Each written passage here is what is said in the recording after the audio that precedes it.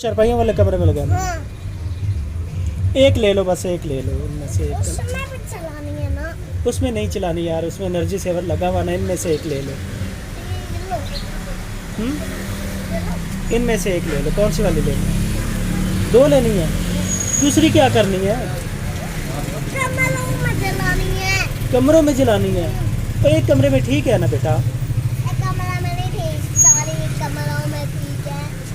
Colour पूछे सारे इनसे। कौन सा कलर लेना है आपने फिर? मैंने वो एक अच्छा कलर्स बता दें, ये कौन कौन से कलर है, फिर वो अंकल कह रहे हैं मैं आपको लाइट दे दूँगा। इनमें से बता दे कौन कौन से कलर है ये। और पिंक, और ये, और ये, और ये।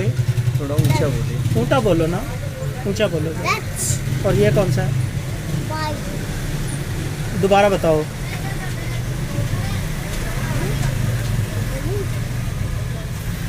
Pink, black, white. चलो इनमें से अब लेनी कौन सी है?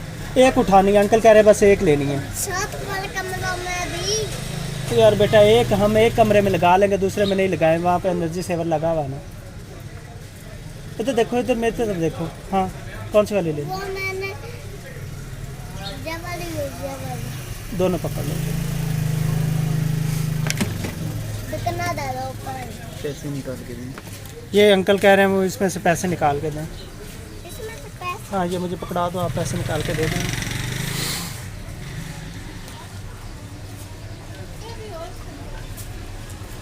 और भी बस ये 1000 रुपये बहुत है ना। 1000 रुपए आ गए।